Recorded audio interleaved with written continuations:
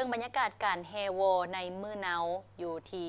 นครหลวงพะบางเมืองมรดกโลกเนื่องในโอกาสของบุญปีใหม่ลาวพศ 2568 พิธีแฮโวในมื้อเนาหรือแฮโวขึ้นในโอกาสบุญปีใหม่ลาวพศ 2568 คศ 2025 อยู่นครหลวงพะบางเมืองมรดกโลกจัดขึ้นอย่างคึกคืนมวลซืนในตอนบ่ายของวันที่ 15 เมษายน 2025 นี้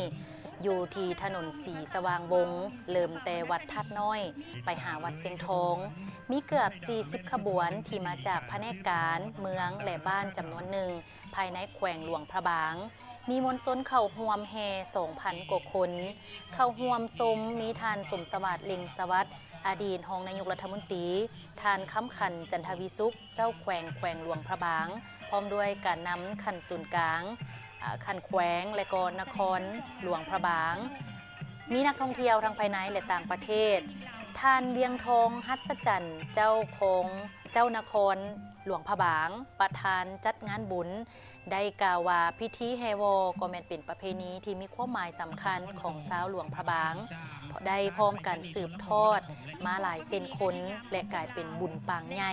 ของชาวหลวงพระบางเมืองมรดกโลกที่สืบทอดกันมาหลายเส้นคน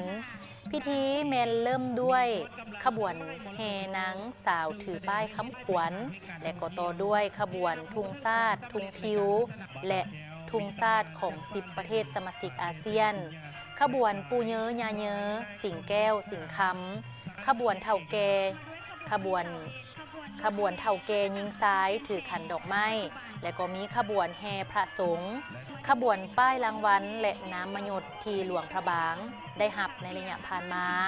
ขบวนนางโวนางสังขารและอื่นๆซึ่งแต่ละขบวนล้วนแล้วแต่ทรงแสงถึงให้เห็นถึงขนบธรรมเนียมฮิตของประเพณีที่เป็นเอกลักษณ์เฉพาะของชาวหลวงพระบาง